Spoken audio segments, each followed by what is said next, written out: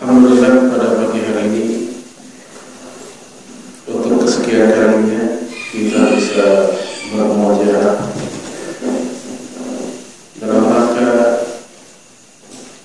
mencari kebaikan dan mengajarkan kebaikan, dalam rangka memakmurkan di antara masjid-masjid Allah, di antara masjid-masjid kaum muslimin. Dan semoga apa yang kita lakukan menjadi hal yang memberatkan kebaikan kita sebagai umat Islam, insyaallah. Jemaah sekalian, pada pertemuan kali ini tidak seperti biasa. Biasanya kita membahas tentang muslim. Kita akan membahas tentang salah satu hadis, dan hadis ini hadis yang sangat familiar yang terdapat di dalam kitab Al-Arba'un An-Nawawiyah, kumpulan 40 hadis Imam Nawawi. Imam Nawawi ini salah satu ulama yang paling sering dirujuk oleh kaum muslimin, bukan hanya di Indonesia tapi juga di dunia Islam lainnya. Beliau seorang ulama yang hidup pada abad 6 Hijriah alias 984. Jadi orang yang tidak ada kitabnya masih bisa kita ambil manfaatnya, namanya masih sering kita sebut, sering kita mendoakan dengan rahimahullah. Dan ini menunjukkan keikhlasan beliau dalam menyusun karya-karyanya. Beliau ulama yang sangat sederhana, saking sederhananya sepanjang hayatnya punya pakaian yang hanya 2 saja. Itu pun juga bukan pakaian yang bagus, pakaian yang berbahan kasar. Wafat dalam usia relatif muda, 45 tahun, dan belum nikah. Imam Nawawi belum sempat nikah. Di antara karyanya yang terkenal adalah Riyadhus Shalihin. Hampir tidak ada masjid kecuali pasti punya kitab Riyadhus Shalihin. Hampir tidak ada perpustakaan di dunia Islam pasti punya kitab Riyadhus Shalihin. Dan yang paling monumental itu yaitu Al-Minhaj Syarah Sahih Muslim, sebuah kitab, sebuah buku yang sangat tebal, berjilid-jilid, puluhan jilid, yang berisikan penjelasan terhadap kitab Imam Muslim, Sahih Muslim. Dalam bab fikih beliau mengarang kitab Qawaidut Thalibin dan juga Al-Majmu' Syarah Al-Muhadzab. Ini sedikit biografis tentang Imam Nawawi, dan juga salah satu pendekarnya mazhab Syafi'i, termasuk juga yang menjadi yang terdepan di antara para ulama dalam mazhab Syafi'i sejak zamannya hingga sampai hari ini. Kemudian kitab ini Al-Arba'un An-Nawawiyah ini salah satu yang terbaik. Walaupun tipis, kecil, hanya kumpulan hadis saja, namun kontennya sangat beragam. Ulama sebelum dia sudah ada mengarang kitab serupa, kumpulan 40 hadis, sudah ada sebenarnya. Tetapi isinya seragam saja, tentang jihad saja, tentang misalnya akhlak saja. Sementara beliau beragam isinya dengan konten akidah, akhlak, ibadah dan yang lainnya. Syekh Muhammad bin Shalih Al-Utsaimin rahimahullah, beliau mengatakan, wa qad alafa mu'allifat katsiran min ahsaniha hadzal kitab. Beliau telah menyusun banyak kitab dan yang terbaik adalah kitab ini, Al-Arba'un An-Nawawiyah, yaitu 40 hadis Imam Nawawi. Wa hiya laysat arba'in, tetapi dalam kenyataannya isi hadisnya bukan 40. Ada berapa? 42. Jadi walaupun judulnya Al-Arba'un 40, tapi kenyataannya isinya 42. Kenapa? Karena lakinul Arab yahdibuna al-qasr fil a'dad. Karena orang-orang Arab punya kebiasaan menghilangkan kasrah, bunyi kasrah dalam masalah bilangan. Jadi Al-Arba'un nggak disebut arba'in, yang artinya kalau berbunyi dhamma takriban. Takriban itu kalau bahasa Inggrisnya about, sekitar 40. Begitu. Kalau bunyinya dorman abaul itu sekitar 40. Jadi bisa 38, bisa 39, atau bisa 42. Itulah kenapa dia menjudulinya Al-Arba'un An-Nawawiyah, ternyata isinya 42 hadis. Jadi dikatakan wa in zada wahidan aw itsnain, baik nambah 1 atau 2, ya aw nuqisa wahidan aw itsnain, atau dikurangi 1 atau 2, maka disebut tetap 40. Maka hadis ini, kitab ini 40 disebutnya. Kemudian kenapa kok 40? Kenapa enggak 30 kayak 20, 10 dari entengan di awal itu 10 misalnya. Tapi kenapa beliau 40? Ternyata memang hal ini didorong oleh beberapa hadis-hadis Nabi sallallahu alaihi wasallam yang menunjukkan keutamaan orang yang menghafal 40 hadis. Beliau mengatakan faqad rawaina an Ali bin Abi Thalib wa Abdullah bin Mas'ud wa Mu'adz bin Jabal, dan seterusnya banyak sahabat Nabi. Kami meriwayatkan dari Ali, dari Abdullah bin Mas'ud, dari Mu'adz bin Jabal, dari Abu Darda, dari Abu Hurairah, dari Abu Sa'id Al-Khudri, dari Abdullah bin Umar, para sahabat Nabi, bahwasanya anna Rasulullah sallallahu alaihi wasallam qala, Rasulullah bersabda, man hafizu ala ummati 40 haditsan min amri diniha, barang siapa di antara umatku yang mampu menghafal 40 hadis dalam urusan agamanya, ba'athahullah, Allah akan membangkitkan dia yaumul qiyamah fi zumratil fuqaha wal ulama, yaitu akan dibangkitkan pada hari akhirat nanti bersama rombongan para ahli fikih dan para ulama. Walaupun di dunia, ya di akhirat menjadi ahli fikih dan jadi ulama udah nggak ada manfaatnya, karena di akhirat itu kan. Tapi nanti dibangkitkannya serombongan dengan para ulama dan ahli fikih. Berarti ini keutamaan buat mereka ketika di akhirat nanti. Kemudian dalam riwayat yang lain, yaitu ba'athahullah faqihan aliman, Allah akan membangkitkan dia menjadi seorang faqih dan orang yang alim, orang yang berilmu, ya, dan orang yang paham agama. Wa fi riwayat Abi Darda, adapun dalam riwayat Abu Darda, ya, bunyinya wa qul lahu yaumil qiyamati syafi'an wa syahidan. Pada hari kiamat nanti orang itu, aku akan menjadi saksi buat dia, maksudnya saksi yang menguatkan posisinya yang positif, dan juga syafi'an, pembela bagi dia, bagi orang yang menghafal 40 hadis. Syafi'an, pemberi syafaat. Bukan hanya ini, qila lahu, kepada orang yang menghafal 40 hadis tadi akan dikatakan kepada orang itu, udkhul min ayyi abwabil jannah syi'ta, masuklah kamu ke pintu surga manapun yang kamu mau, terserah. Jadi untuk yang mampu menghafal 40 hadis diperintah masuk ke surga, ke pintu manapun terserah. Mau lewat pintu orang sholat, mau lewat pintu orang saum, mau lewat pintu orang yang jihad, terserah dia. Dalam hadis yang lain, kutiba fi zumratil fuqaha ulama wa usyira fi zumratil syuhada, dia akan dicatat nanti di akhirat bersama para ulama dan para syuhada. Kita di dunia matinya biasa aja, bukan menjadi mujahidin, bukan syuhada, tetapi gara-gara menghafal 40 hadis, akhirat nanti kita dikumpulkan, dibangkitkan bareng dengan para syuhada. Namun jemaah sekalian yang ini hadis segini banyaknya dan segini bagusnya isinya, statusnya gimana? Sahih atau tidak? Kan itu yang penting. Sehingga dengan itu kita jadi semakin semangat untuk mengamalkannya. Ataukah ini hanyalah hadis dhaif yang memang oleh para ulama masih ada yang menggunakannya dalam rangka fadhailul a'mal, mendorong amal saleh, bukan untuk akidah, bukan untuk halal haram.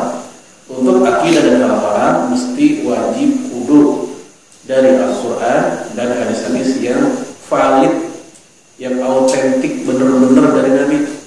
Adapun hadis yang dhaif, yang kevalidannya masih remeng-remeng, yang belum pasti, ya para ulama kita berbeda pendapat boleh dipakai apa enggak. Untuk apa? Fadhailul a'mal. Tapi kalau untuk yang masalah tadi akidah, halal haram, hukum, tetap sepakat mereka tidak boleh. Nah, ini kan tentang fadhailul a'mal, tentang supaya kita terdorong dengan amal soleh. Imam Nawawi mengatakan wattafaqal huffaz ala annahu haditsun dhaifun. Para ulama sepakat hadis semua tadi dhaif semua.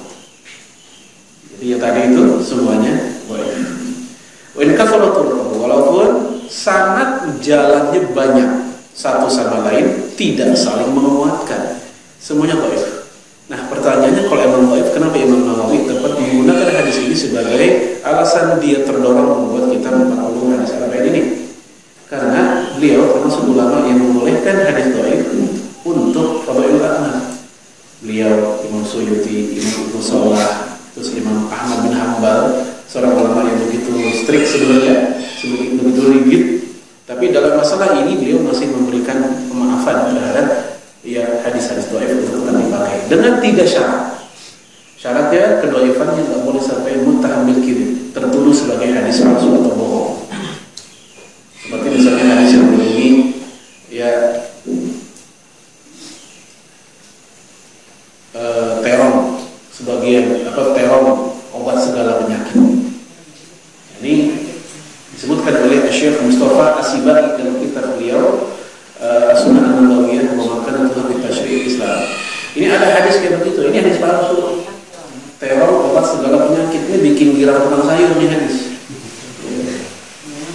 Nah yang kayak begini dipakai, ini bahaya karena harus enggak sekedar dhaif. Jadi syarat pertama itu. Jadi kedhaifannya enggak sampai tertuduh palsu. Yang kedua, isinya memang bagus, sesuai dengan tabiat umum agama Islam. Walaupun dhaif, isinya bagus, pakai. Contoh seperti hadis yang cukup familiar ketika Ramadan, as-sadaqah ya afdhalus sadaqah ya fi Ramadan. Sedekah yang paling afdal adalah di bulan Ramadan. Kata Imam Ibnu Hajar, ini hanya sedekah lemah. Namun kenapa dipakai oleh banyak ulama sedekah di bulan Ramadan sebagai sedekah yang paling utama? Karena secara isi bukan hal yang salah. Anjuran untuk bersedekah pada kapan saja. Adapun di bulan Ramadan karena memang itu momen yang dipakainya nilai angka, gitu. Jadi secara isi dia nggak masalah. Secara sana, ya Imam Tirmidzi mengatakan hasan, itu hanya mengoreksi itu boleh.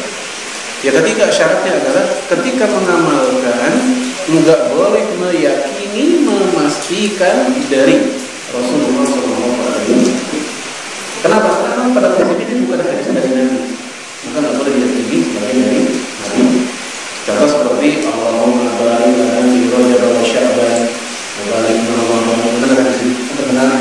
Biasanya kita baca ketika bulan Rajab, ya Allah berkailah kami di bulan Rajab dan Sya'ban dan sampaikan kami di bulan Ramadan. Ini hadis dhaif. Kalau kita mau baca doa ini silakan doa saja, tapi jangan menganggap ini dari Rasulullah SAW. Baik, itu sebagai pengantarnya. Ya, yang akan kita angkat yaitu hadis Ikhlasun Niyah Al-Amirul Mukminin dari Amirul Mukminin Abi Hafsah, ayahnya Hafsah. Amirul Mukminin ini gelar untuk para khalifah baru ada pada masa Umar bin Khattab radhiyallahu anhu. Jadi kalau sekalian pada masa Abu Bakar As-Siddiq nggak ada gelar Amirul Mukminin. Gelar ini baru ada pada masa Umar bin Khattab dan yang memberikan gelar sahabat Nabi juga. Sehingga gelar itu terus berlangsung sampai ke khalifahan masa-masa selanjutnya hingga masa terakhir, masa kekhalifahan Turki Utsmani, tetap menggunakan Amirul Mukminin. Walaupun istilah Amirul Mukminin dalam perkembangannya juga dipakai dalam ilmu hadis, yaitu untuk orang yang on the top, yang paling tinggi posisinya, gelarnya yang ada dalam dunia ilmu hadis, Amirul Mukminin fil hadis, seperti Imam Yahya bin Ma'in, kemudian Imam Ahmad bin Hanbal di zamannya, Imam Bukhari di zaman setelah mereka, di mana Imam Ahmad sudah hafal 1 juta hadis. Berapa giga? Ahmad bin Hanbal. Adapun peringkat yang kedua itu Al-Hakim, yaitu ulama hadis yang sudah hafal 500.000 hadis. Bukan hanya hafal, tapi juga mampu membedakan mana yang sahih, mana yang dhaif. Dia mampu menunjukkan penelitian terhadap sanad-sanadnya. Yang ketiga Al-Hafiz. Istilah Al-Hafiz kalau di Indonesia untuk yang menghafal Quran. Tapi ya saat itu istilah Al-Hafiz ini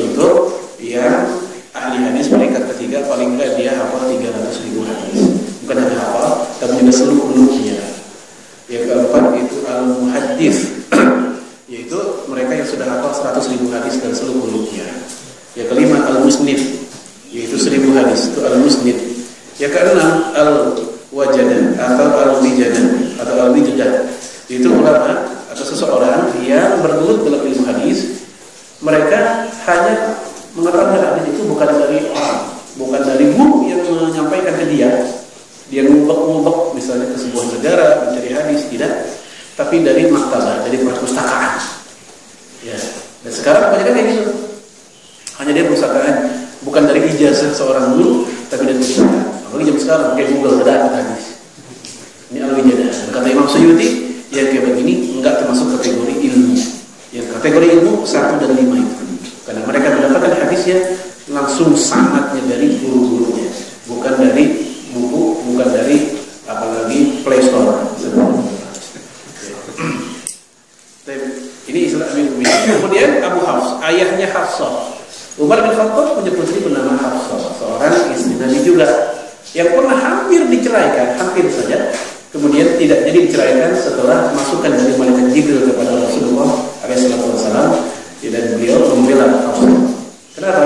Karena Hafsah pernah cemburu terhadap istri Rasulullah yang berasal dari Mesir, Kipti Maria al-Kipti. Hampir, jadi nggak sampai diceraikan Hafsah. Ini Abu Hafs, itu Umar bin Khattab. Abu Bakar Khattab radhiyallahu anhu sahabat Nabi yang masuk as-sabiqun al-awwalun, tetapi nggak awal-awal banget. Kenapa? Karena sebelum dia masuk Islam sudah ada 39 laki-laki yang masuk Islam, kata Imam Suyuti. 11 perempuan masuk Islam.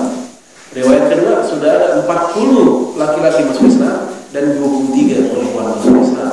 Jadi walaupun dia sekali lagi nggak awal-awal banget, namun posisinya di hati Rasulullah itu melesat langsung nomor 2 yang paling Nabi cintai setelah Abu Bakar As-Siddiq radhiyallahu anhu. Datang sahabat Nabi Amr bin As, "Ya Rasulullah, mana apa ya? Wahai Rasul, siapa yang paling kau cintai?" Rasul menjawab, "Aisyah." Aisyah. Amr bin As menekan lagi, "Bina raja, yang laki-laki, bukan yang perempuan." Kata Rasulullah, "Abuha, bapaknya Aisyah." Sudah mana? Terus siapa lagi? Kata Rasulullah, Umar nomor 2. Jadi walaupun beliau termasuk yang asli kunalnya, asli awalnya nggak awal-awal banget, tetapi posisinya di hati Rasulullah luar biasa. Maka Nabi pernah mengujinya, seandainya kenabian masih ada, Umar bin Khattab adalah seorang nabi. Seandainya kenabian masih ada. Baik. Kemudian Umar bin Khattab ini sudah diprediksi keislamannya oleh Rasulullah SAW. Ada 2 Umar yang jika salah satunya masuk Islam, maka Islam akan berjaya. Sebagian kitab menulis bukan 2 Umar tapi 2 Amr pakai wawu. Kalau pakai wawu artinya Amr, kalau pakai wawu artinya Umar. Ternyata yang masuk Islam adalah Umar bin Khattab. Siapakah Umar yang satu lagi? Yaitu Umar bin Hisham, Amr bin Hisham, yang lebih dikenal dengan Abu Jahal. Dan Abdullah bin Mas'ud menjadi saksi apa yang Rasul katakan. Kata Abdullah bin Mas'ud, "Inna kunna a'izzal munzul aslama Umar." Kami umat Islam senantiasa punya wibawa, senantiasa punya kehormatan semenjak masuk Islamnya Umar bin Khattab. Dulu ketika Umar bin Khattab belum masuk Islam, mereka diombang-ambing oleh kehinaan kaum kafir Quraisy. Ya pokoknya diusir lah, dicaci maki lah. Begitu Umar masuk Islam, kagak berani macam-macam Quraisy. Kenapa? Karena yang masuk Islam bukan orang sembarangan. Jager ini. Apa jager? Jagoan gitu, jagoan ya. Jagoan dari kalangan anak muda, karena saat itu jagoan juga ada dari kalangan tua, yaitu Hamzah. Walaupun nggak tua-tua banget, Hamzah itu usianya 40 ketika masuk Islam. Sementara Umar bin Khattab dengan Rasulullah selisih usianya 13 tahun. Jadi ketika Rasul jadi seorang Rasul umur 40, berarti Umar bin Khattab berapa usianya? 27. Gitu. Sementara Abu Bakar usianya 38 ketika masuk Islam. Hamzah 40. Ya Utsman beda 2 tahun saja dengan Umar bin Khattab. Ali ketika masuk Islam usianya 7 tahun. Baik. Ini sekilas tentang sejarah Umar bin Khattab radhiyallahu anhu. Dia berkata, "Sami itu aku mendengar Rasulullah sallallahu alaihi wasallam yaqul." Aku mendengar Rasul bersabda. Maka ucapan ini menunjukkan beliau dapat ini riwayat langsung dari Nabi sallallahu alaihi wasallam. Kata Syekh Utsaimin, "Ya qauluhu sami'tu yadullu annahu ahadatu min Rasulillah bila wasithah." Ucapan Umar bin Khattab, "aku mendengar," menunjukkan bahwa dia langsung dapat berita sumber utamanya dari Rasulullah. Ini ibarat berita intelijen A1, sumber utama, bukan katanya-katanya. Kalau katanya-katanya, deviasi penyimpangannya sangat banyak. Apalagi berita dari WA, udah ada tidak ada benar gitu. Tapi ini langsung dari Rasulullah. Nah sekarang kan banyak tuh orang bikin tulisan, memang sih tujuannya bagus ya, tulisan tentang kisah-kisah dialog Rasulullah dan malaikat Jibril panjang banget di WA, sumbernya kagak ada. Silakan share jika bermanfaat. Masalahnya kalau ini nggak pasti dari Nabi, ini namanya bohong atas nama Nabi, kagak boleh. Ya dialog ya antara Rasulullah dengan iblis, panjang apa yang paling kau benci, kan banyak tuh, baca nggak tuh? Ya mengerti sebenarnya ternyata bodoh, bodoh, hoak gitu. Ya, jadi ibarat mobil nggak punya STNK, nggak ada kejelasan surat-surat dan PPKB-nya nggak ada, kepastiannya nggak bisa dipastikan.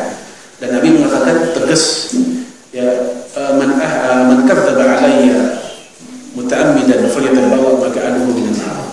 Barang siapa yang bohong atas namaku, maka disediakan kursi baginya di neraka. Nggak boleh bohong atas nama Rasul. Termasuk masalah tersebut, masalah hadis. Nah, hadisnya berbunyi, innamal a'malu binniyat, amal itu ada tergantung niat. Maksudnya apa? Amal dikatakan amal kalau ada niat. Kalau nggak ada niat bukan amal, tapi nggak sengaja beramal, nggak pakai niat. Ya, kita nubruk orang lagi buru-buru, lagi naik motor, anak kecil nyebrang meleng, itu udah sengaja kan? Nggak ada niat kan? Nggak, itu namanya nggak sengaja beramal, nggak sengaja nabrak orang. Jadi kudu ada niat baru dikatakan amal menurut sisi bahasa. Nanti kita penjelasan para ulama. Dan kata innama memang berfungsi untuk pembatas. Ini pernah saya bahas. Ya, kalau misalnya ada orang berkata Zaidul Qaimun, ya Zaid sedang berdiri. Tapi kalau innama Zaidul Qaimun, ya hanya berdiri. Kalau Zaidul Qaimun berdirinya banyak aktivitas lain mungkin. Berdiri sambil telingungan, berdiri sambil ya baca, berdiri sambil garuk-garuk, atau ada aktivitas lain. Itu kalau Zaidul Qaimun. Tapi kalau innama Zaidul Qaimun, hanyalah berarti memang tidak ada aktivitas lain, hanya berdiri. Nah, hadis ini menggunakan kata innama. Maka amal itu dikatakan amal hanyalah dengan niat.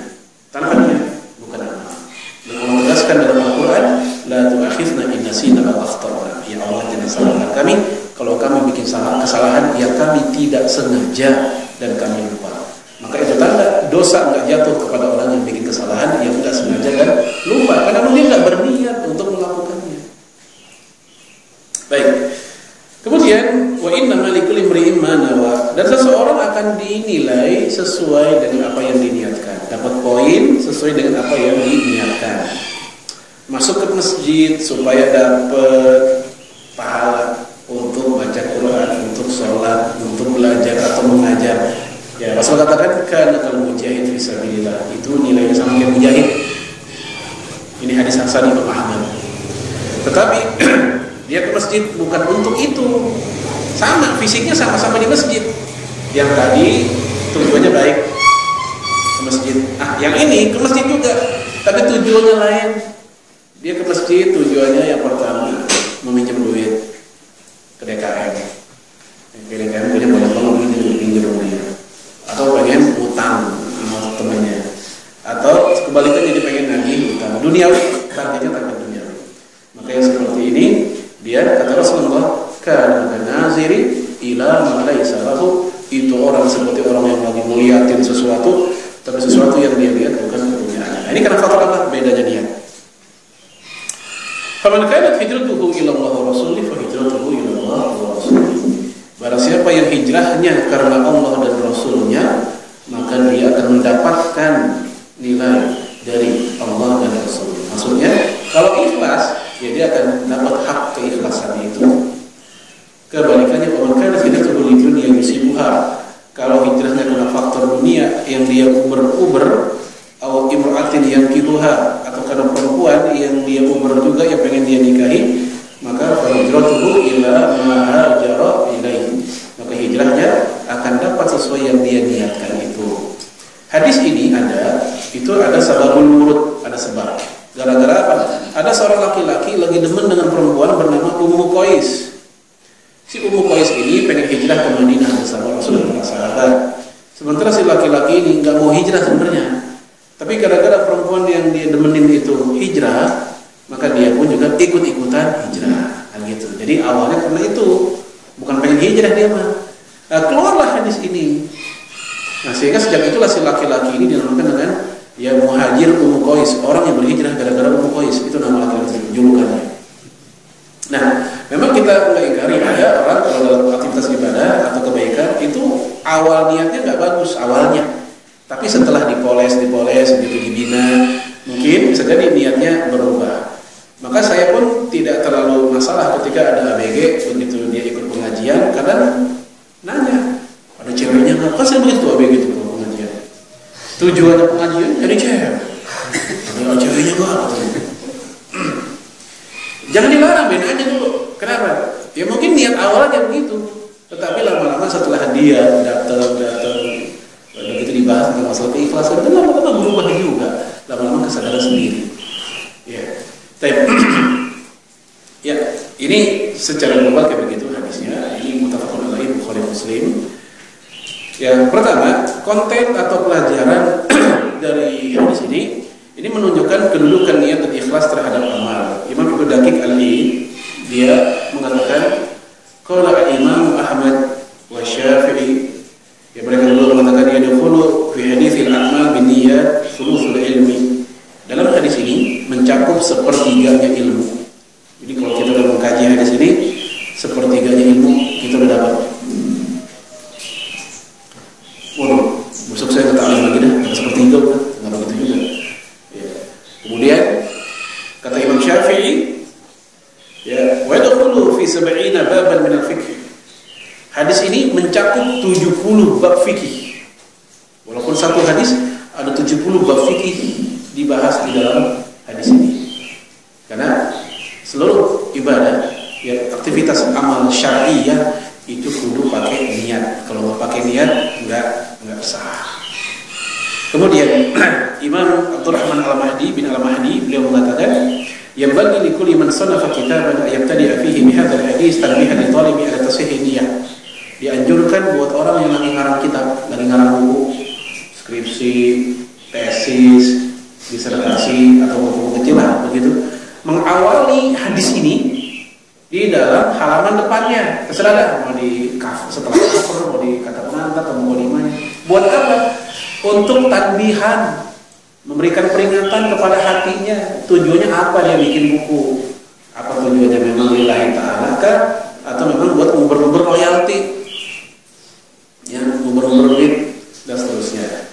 Walaupun royalti itu hak, tetapi hendaknya yang paling dominan dan paling utama dalam pikiran dan hati dia adalah untuk liwajahillah, dalam rangka mencari ridha Allah Subhanahu wa taala, bukan karena faktor itu. Kemudian, ya, hadis ini itu Daqiq Al-Aid memberikan komentar, wal muradu bil a'mal, yang dimaksud dengan amal dalam hadis tadi, innamal a'malu binniyat, amal tadi itu al-a'mal al-syar'iyyah, hanya berlaku untuk amal-amal ketaatan saja. Amal ketaatan saja yang pakai niat. Untuk amal yang bukan ketaatan, makan, minum, pakai baju, ke pasar, ini bukan amal ketaatan. Maka yang kayak begini nggak pakai niat nggak ada masalah. Masa mau minum pakai ya nawai itu, minum aja udah, gitu. Nah sederhananya begitu. Ya kata beliau, la yatadu bil a'mal biduni niyyah, misalul wudu wal ghusl wa tayammum. Enggak sah yang namanya amal tanpa niat, seperti ya wudu, tayammum, mandi wajib, kecuali dalam mazhab Hanafi. Ini sudah kita bahas 2 bulan atau 3 bulan lalu dalam mazhab Abu Hanifah, yang namanya ngucapin berniat itu bukan syarat sahnya wudu. Kita wudu aja walaupun nggak pakai niat. Bagi kalangan Hanafi tetap sah. Wudu bukan rukun, niat bukan rukun wudu. Ini mazhab Hanafi. Tapi jumhur ulama mengatakan niat bagian dari rukun wudu. Kemudian, wa kadzalika salati waz zakah was shaum wal hajj wal i'tikaf fi sa'ir ibadah. Demikian pula salat, zakat, puasa dan seterusnya ibadah yang lain mesti kudu wajib ada niat. Fa amma izalatun najasah, adapun ngebersihin najis, luyur, ya mohon maaf, istinja, ya apalagi ada kotoran kita lelap, kita bersihin, ya kayak begini. Fala tahtaj ila niyah, enggak butuh yang namanya niat, lakukan saja. Kenapa? Kok yang itu enggak butuh niat? Karena li'annaha min babit tark. Karena ini bab at-tarku, at-tarku meninggalkan amal. Meninggalkan amal enggak usah pakai niat, tapi melakukan amal kudu pakai niat. Salat mengawalinya pakai niat. Tapi ngebubarin salat, ada hajat, ada keperluan nih, kita ada bubar salat akhirnya. Belum salat, ya apa misalnya? Nah, rumah kita kebanjiran, tiba-tiba air bah masuk, ya bur gitu kan, bukan cuma rembes doang, masuk tinggi langsung. Nah, ini bahaya juga buat kita. Kita ngeluarin sholat misalnya. Ah yang kayak gini kan gak usah pakai niat. Ya, saya niat ngeluarin sholat, nggak usah kayak gitu, ngeluarin modalnya. Ini at-tarku, ini contoh. Kemudian seperti membatalkan saum, saum sunnah pakai niat. Begitu pengen ngebatalin puasa, ya karena orang yang puasa sunnah itu kata Nabi raja, dia punya kuasa untuk nerusin atau ngebatalin, dia punya hak untuk itu. Ya, lagi puasa sunnah, pas banget dia baru sadar ada kondangan. Awalnya niatnya pengen tetap puasa, ya, melihat tamu pada makan dan makanan juga yang jarang ketemu di kampung, pengen nyobain juga, ya. Batalin dan raja dia, terserah dia, gitu. Beda dengan saum wajib. Kalau saum wajib nggak begitu, ya dibatalkan tanpa alasan. Dalam hadis Imam Muslim nggak bisa tergantikan walaupun dia puasa seluruh umur. Itu kalau puasa Ramadan misalnya. Tapi kalau puasa sunnah dia punya kuasa seperti itu. Nah, ya kayak begitu meninggalkan yang nggak butuh niat. Wa dhahaba jama'atun ila sihhatil wudu wal ghusl bi ghairi niyyah. Sekelompok ulama mengatakan tetap sah wudu atau mandi wajib tanpa niat. Ini tadi sudah disebutkan. Baik ya. Itu kata Imam Ibnu Daqiq Al-Id. Makna amal dalam hadis tadi hanyalah amal-amal ibadah. Tapi saya buka dalam kitab yang lain, Imam Ibnu Rajab Al-Hambali, ternyata enggak semua ulama begitu. Kata Imam Ibnu Rajab, ulama lain mengatakan bukan hanya amal ibadah, semua amal kudu pakai niat walaupun amal duniawi. Walaupun amal duniawi, makan minum kudu diniatin. Karena pada hakikatnya amal duniawi pun kalau tujuannya ridho Allah dapat pahala juga. Baik, saya akan bacakan. Wa qala akharun, ulama lain mengatakan balil a'mal huna ala umumiha. Amal di sini bermakna umum.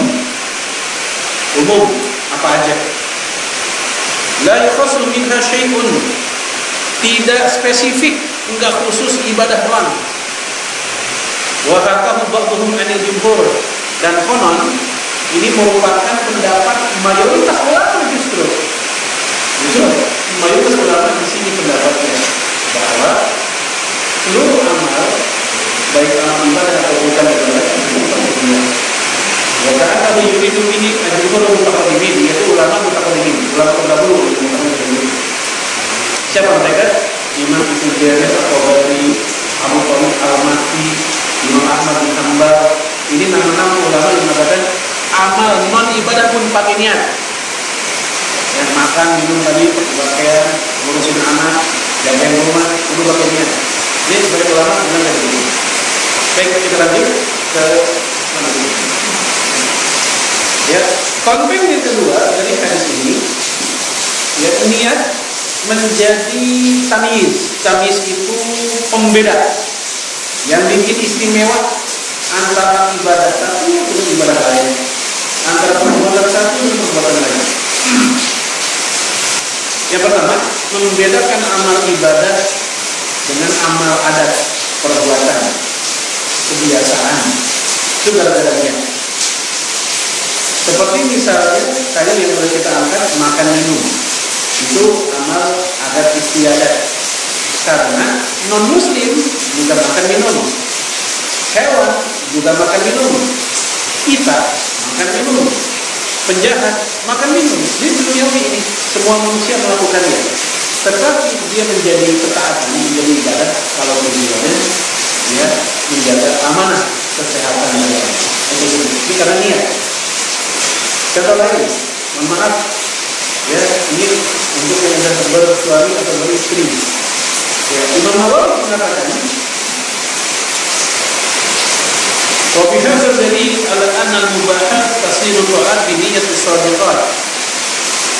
Dalam hadis ini terdapat dalil ada perbuatan-perbuatan yang mubah yang boleh itu akan menjadi ketaatan nilainya kalau niatnya memang benar.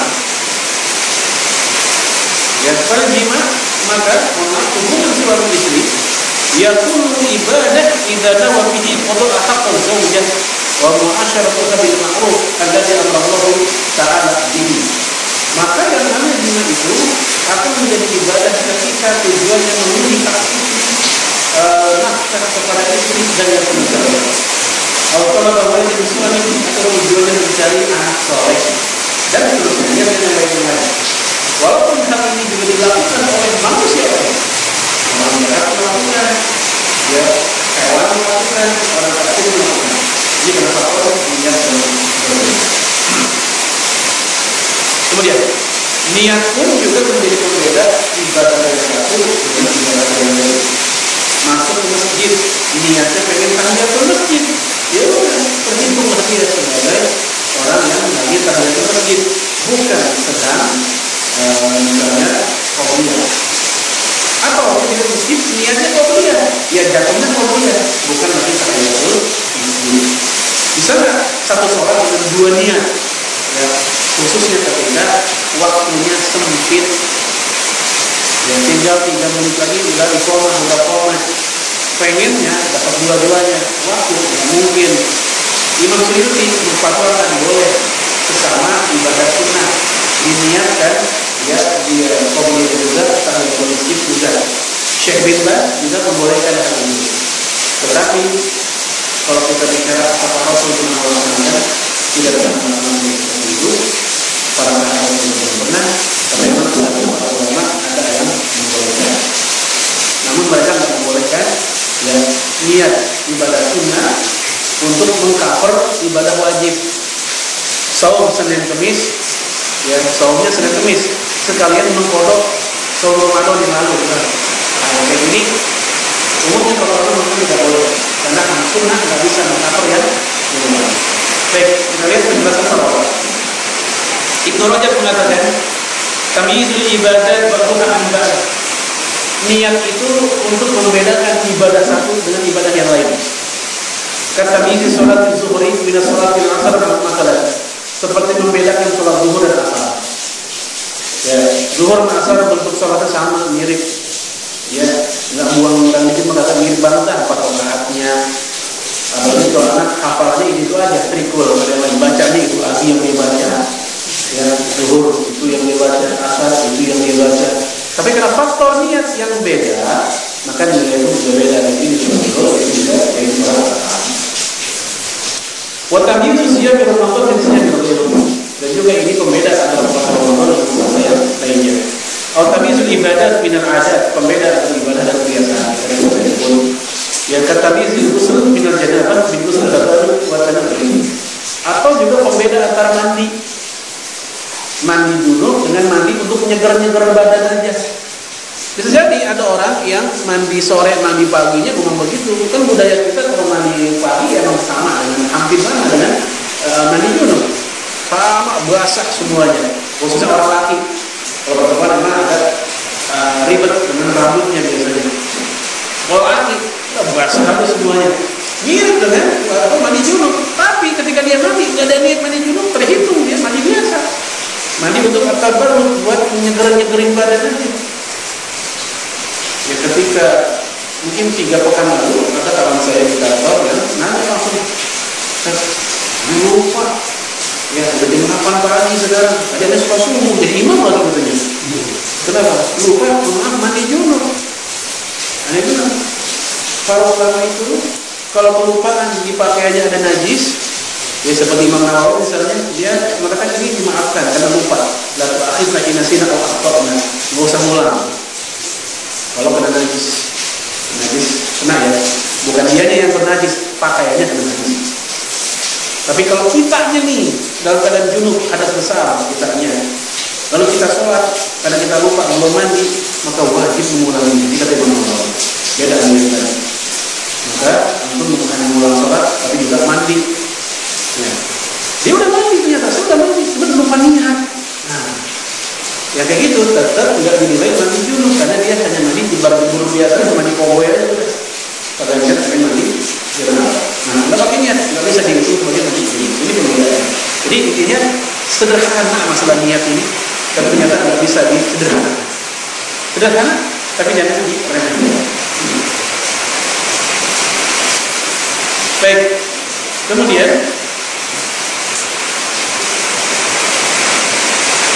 niat ini orang yang sudah berniat baik tapi nggak jadi melakukannya, tetap mendapatkan pahala kebaikan. Nggak jadi. Allah berfirman, "Wa man yakhruju min baitihi muhajiran ila Allah wa rasuluh." Barang siapa yang berhijrah dari rumahnya menuju Allah dan Rasulnya, kemudian dia meninggal, pengen tobat, dia meninggal, pengen hijrah, dia meninggal. Bahkan waqa'a Allah, tetap dapat pahala dari Allah. Walaupun belum sampai ke tujuan, udah niat nih, pengen taklim lah ke masjid atau musola gua, udah siap-siap, dan motor udah lain, hujan banget. Jadi hujan kagak punya, dulu nggak apa-apa hujan, hujan makin dulu, taklim udah berubah, niatnya udah direken, udah dihitung niat. Kenapa? Nabi mengatakan, "Man hamma bi hasanatin falam ya'malha." Barang siapa yang berhasrat ingin melakukan kebaikan, kemudian enggak jadi, falam ya'malha, maka kutiba lahu bi hasanatin kamilatin, tetap dapat pahala satu sempurna. Baik, ini ada penjelasan dari Syekh Pengen kalau menurut dari Imam Ghazali, saya ambil dari Imam Ghazali dulu. Faniyatu fi nafsiha khairun. Kenapa niat saja sudah dinilai pahala? Karena niat itu sendiri sudah kebaikan. Niat sendiri sudah kebaikan. Niat baik sudah baik. Wa in ta'assaru al-amal bi'aid, walaupun dia kena uzur nggak jadi mengamalkan gara-gara dia kagak mampu atau terhalang, maka niatnya itu sudah mendahului amalnya niatnya sudah mendapatkan pahala. Jika tak Al-Ghazali kita ambil ulang lagi, kemudian ini mengatakan ya itu contoh dari beliau, yaitu ayanwiya ayusuliya raka'atai ad-duha. Ada orang berniat pengen sholat duha 2 rakaat. Faqara'a alaihi al-bab. Ada orang ngetok-ngetok pintu rumahnya. Ya ahadu ashabihi, salah satu sahabatnya ngetok-ngetok rumahnya. Wa qala lahu, sahabatnya bilang ke dia, ya hayya bina tatamasya, jalan-jalan yuk. Lagi sholat dia ngajakin jalan-jalan. Fatara pas sholat, akhirnya dia pun meninggalkan sholat, nggak jadi sholat 2 harinya. Wadahaba ma'ahu yatamasya, dan dia pun pergi bareng sama temannya jalan-jalan. Fahadha juga al-hammi al-awwal, maka yang ini tetap dapat pahala gara-gara alham, hasrat keinginannya yang awal tadi terberubah. Ya. Tapi tolong jangan direkayasa ya. Aku niat sholat sudah pahala, jangan juga. Ya kita udah ham itu hasrat, jauh lebih kuat dari sekedar niat. Ya, kemudian wal azmil awal, dan tekad yang pertama itu, wa Walakin la yusab ala fi'l, tapi dia gak dapat pahala perbuatan, hanya pahala niat doang gitu. Lam yak'alhu biduni udhr, dan dia pun sebenarnya nggak udhr karena ngajak jalan-jalan itu bukan alasan syar'i. Kalau dia nggak jadi sholat gara-gara hal yang syar'i, ada hal yang membahayakan misalnya, itu syar'i alasannya. Yang itu kalau itu hak sholat wajib pun dalam keadaan kita terancam pengen dibunuh, tertunda, bisa, nggak ada masalah, nggak dosa. Nah ini cuma diajak jalan-jalan doang. Betul, ngapain? Ngapain lu? Lebih belajar nih, diajak jalan-jalan. Nggak usah belajar lah. Lu belajar sama juga kan, itu juga. Gitu gitu. Akhirnya kita pun sekarang berdoa kita saja jalannya. Maka pahala untuk ilmu atau belajar tadi tetap ada, dan kita udah. Baik. Kemudian kesalahan yang enggak diniatkan juga enggak dianggap dosa. Tadi kita bahas ya. Jadi kalau enggak sengaja nanti itu dosa. Karena innallaha ta'ala tajawaza li al-ummati al-khata wa nisyan wa mastukrihu alaihi. Allah tidak menganggap salah kesalahan hamba-Nya yang tiga model. Lupa, enggak sengaja, dan dipaksa. Lupa, enggak sengaja, dan dipaksa, semuanya enggak pakai niat. Niatnya dimaafkan. Maka semuanya dimaafkan. Kemudian hal ini juga berlaku untuk bukan hanya masalah itu, dalam masalah syariat yang lain. Seorang mengucapkan kata-kata kasar, tapi dia nggak niat untuk berkasar, tapi dalam rangka untuk membela diri, dia kayak gini nggak dihitung sebagai orang yang berucap kasar. Ya, kita berteriak-teriak karena kita sedang disiksa, melawan si pelakunya, ini dimaafkan. Allah yang memaafkan. Dalam Al-Quran, la yuhibbu jahra bis-su'i min al-qawli illa man zulim. Allah tidak suka sama orang yang terang-terangan ngomong kasar, kecuali buat orang yang dianiaya. Buat orang yang dianiaya, dia nggak ada masalah. Karena memang dia nggak ada niat dalam ucapan itu sebenarnya, bukan biasa. Seorang istri dipanggil ummi oleh suaminya, apakah bermakna zihar? Tidak. Syekh Utsaimin mengatakan tidak ada masalah memanggil istri ummi. Sering disebarkan di WA atau beberapa tulisan, makruhnya memanggil istri dengan bunda. Nah, dengar tulisan begini. Makruhnya memanggil istri dengan bunda, ummi, dengan alasan dia kan bukan istri kita. Apa? Dia kan bukan ibu kita. Dia kan bukan ibunda kita. Dia itu istri. Kata Syekh Utsaimin, al-umuru bima qasidiha. Menilai perbuatan tergantung maksud niat. Suami manggil dia ummi bukan itu menunjukin ibunya, tapi itu panggilan untuk ditakrim, memuliakan istrinya, dan itu untuk panggilan pendidikan untuk anak-anaknya, supaya si anak tahu ini loh manggil ibu ummi, jangan manggil emaknya dengan panggilan nama langsung. Ya, kadang kita pun manggil anak kita yang paling tua juga bukan nama, tapi panggilan status di antara adik-adiknya, yaitu abang atau mas. Coba ada nggak yang paling tua di sini di keluarganya? Dipanggil apa? Abang. Apa orang tua tuh abang, bang ini bang. Karena itu bukan abang, itu anaknya. Kenapa orang tua panggil dia abang? Panggilan pendidikan supaya adik-adiknya manggilnya abang juga, gitu. Al-umuru bima qasidiha. Ada juga orang yang melarang, nggak boleh nyaci maki Israel. Kenapa? Karena Israel itu nama Nabi Yakub. Kalau kita nyaci maki ganyang Israel, sama juga ganyang Nabi Yakub, katanya begitu. Nah ini karena dia nggak lihat pada kaidah fikih al-umuru bima qasidiha. Saat itu orang ketika ngomongnya gitu bukan lagi mencaci maki Nabi Yakub, karena memang secara fakta sejarah hari ini ada sebuah negara yang bernama Israel penjajah begitu. Ketika orang katakan ganyang Israel itu kan ganyang Nabi Yakub, al-umuru bima qasidiha. Dulu tahun 2008, 2009 atau 2007, mohon maaf, ada koruptor bernama Al-Amin, masih ingat nggak kasusnya? Al-Amin, masih ingat? Ya, dari Partai Islam gitu. Ya, Al-Amin. Itu kan gelar Rasulullah. Ketika ada berita berbunyi Al-Amin korupsi, wartawan diomelin, Anda mencaci maki Rasulullah. Padahal itu Al-Amin bukan Rasulullah maksudnya. Paham ya? Karena masa secara fakta ada seseorang bernama yang sama kita di ada sebuah negara bernama Israel tadi.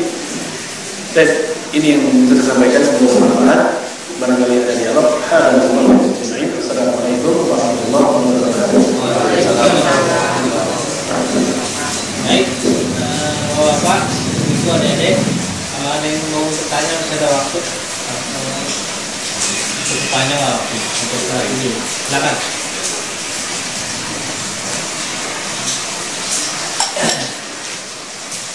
Tanya.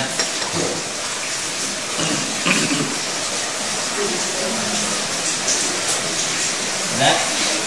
Ya, silakan. Ya ini sholat sunat biasa. Cuma karena waktunya kita waktu asar misalnya sholat sunat juga, tapi udah takbir tuh jadi nggak dia pak wajib ya gitu. Nah itu sebaiknya kita batalkan dulu sholatnya atau kita perbaikinya ketika sholat sunat.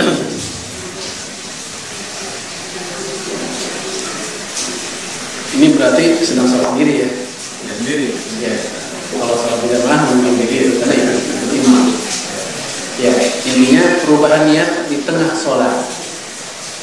Bukan hanya itu kasusnya sebenarnya banyak. Tadinya dia niatnya sholat infirodi Fatihah sendiri. Datang orang nolak dia. Pernah dapat kayak gitu nggak kasusnya? Sehingga dia jadi imam. Kalau tadinya sholat sendiri nggak mau jamaah, jadi imam. Apakah boleh perubahannya di tengah-tengah sholat? Dia bilang, atau dia tadinya memang pengen sholat jamaah, udah takbir aja pengen sholat, baru dengar, oh iya pengen jamaah ya. Tadi di awal niat pengen jamaahnya kelupaan. Ya, sebelum sholat ketika masih wudhu atau ngobrol teman pengen jamaah nanti. Begitu sholat langsung aja Allah Akbar. Di tengah-tengah oh iya ini mau jamaah. Nah intinya boleh nggak ada perubahannya di tengah-tengah saat kita sholat? Ini hilafiyah. Mazhab Syafi'i malah kudu diulang. Aduh, kok saya kok lihat niatnya pengen wajib nih, pengen asar nih, bubarin. Ya sudahi ganti dengan wajibnya asar. Adapun Syekhul Islam Ibnu Taimiyah boleh kata beliau di tengah sholat ada perubahan niat. Yang nggak boleh udah selesai perubahan niat. Salam, kamu ya Allah, jadikan itu yang wajib sana. Nggak bisa begitu. Jadi ini khilafiyah. Yang satu membolehkan perubahan di tengah itu. Nah saya pribadi lebih cenderung ngambil yang aman. Saya ngambil pendapat Mazhab Syafi'i dalam konteks ini bahwasanya kalau memang baru hanya di tengah-tengah sholat, ya bahwa kita lagi wajib tadinya malah tadi niatnya qauli ya, udah bubarkan aja, ulangi. Perbaharuinya sejak kalau ada jamaah. Nah, kalau ada jamaah ini konteksnya beda kan. Kalau jamaah teruskan saja, nggak ada masalah. Kenapa? Karena itu pernah terjadi pada masa Rasulullah. Ada seorang sedang sholat sendiri, seorang sahabat Nabi sedang sholat sendiri. Dalam hadis Imam Ahmad, Rasul nawarin ke sahabat yang lain, ada yang meminta. Jadilah Abu Bakar As-Siddiq menemaninya. Dan si sahabat Nabi yang sholat sendiri itu nggak ada diulang, ngelanjutin. Walaupun dia bisa jadi ketika awal sholatnya niatnya adalah seorang diri, tapi saat itu ketika Abu Bakar menemaninya, dia tak membubarkan sholatnya dan dari awal tidak, dia bersama Abu Bakar. Nah ini menunjukkan bahwasanya tidak ada masalah kalau untuk konteks itu. Kita sedang sholat sunat, orang nyapa kita buat dia sholat wajib. Nah itu gimana? Iya. Apakah kita halangi dia atau ikuti aja terus, nggak apa-apa, nggak usah dihalangi. Seseorang bermakmum kepada orang yang sholat sunnah nggak ada masalah. Ya, kata Rasulullah kepada Abu Bakar, bagimu sunnah, bagi dia wajib. Sebalikannya nih, yang jadi makmum adalah yang sunnahnya. Karena Abu Bakar sudah sholat tadi, udah bareng dengan Rasul, udah bubar jamaah, lagi wirid. Datang orang sholat sendirian, maka Rasul minta dia untuk menemaninya supaya seorang dapat nilai jamaah. Kata Rasulullah, bagimu sunnah, sedekah buat dia, bagi dia kewajiban. Ini sunnah, ini wajib. Rasul membolehkan dua niat yang berbeda itu dalam satu aktivitas sholat orang yang berbeda. Ya, silakan. Saat lagi sibuk